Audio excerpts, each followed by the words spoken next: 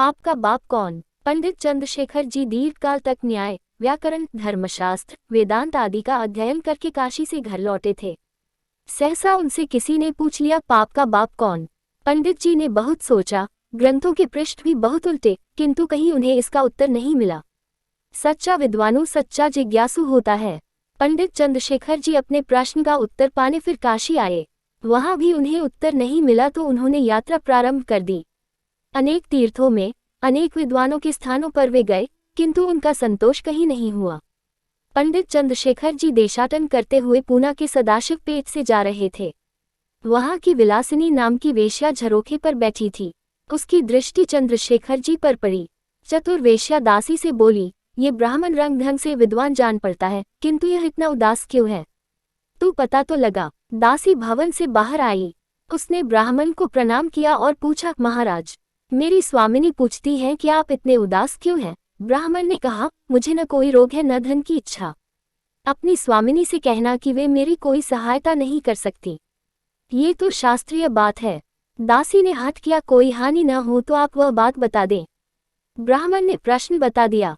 वे कुछ ही आगे बढ़े थे कि दासी दौड़ती हुई आई और बोली, मेरी स्वामिनी कहती है कि आपका प्रश्न तो बहुत सरल है, उसका उत्तर वे बतला सकती हैं, किंतु इसके लिए आपको यहाँ कुछ दिन रुकना पड़ेगा। चंद्रशेखर जी ने सहर्ष ये प्रस्ताव स्वीकार कर लिया। उनके लिए वेश्या ने एक अलग भवन दे दिया और उनके पूजा-पाठ तथा भोजनादि की सब व्यवस्था करा दी।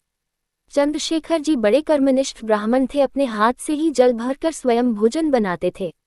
विलासिनी नित्य उनको प्रणाम करने आती थी। एक दिन उसने कहा, भगवान, आप स्वयं अग्नि के सामने बैठकर भोजन बनाते हैं, आपको धुआं लगता है, ये देखकर मुझे बड़ा कष्ट होता है।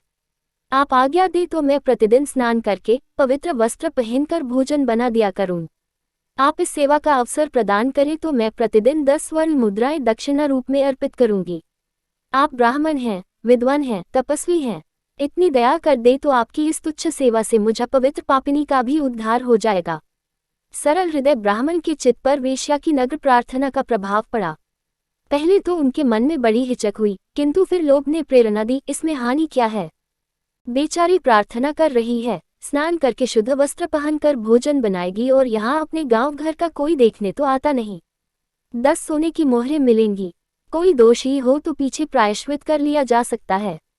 चंद्रशेखर जी ने वेश्या की बात स्वीकार कर ली।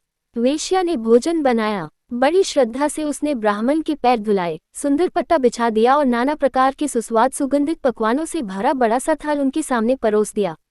किंतु जैसे ही ब्राह्मण ने थाली में हाथ डालना चाहा, वेश्या ने थाल शीघ्रता से खिसका दिया। चकित ब्राह्मण से वह बोली, आप मुझे क्षमा करें, एक कर्मनिष्ठ ब्राह्मण को मैं आचारच्युत नहीं करना चाहती थी। मैं तो आपके प्रश्न का उत्तर देना चाहती थी। जो दूसरे का लाया जल भी भोजन बनाने या पीने के काम में नहीं लेते, वे शास्त्रज्ञ सदाचारी ब्राह्मण जिसके वश में होकर एक वेश्या का बनाया भोजन स्वीकार करने को उद्यत हो गए, वह लोभी पाप का बाप है। सु 0 सी 0।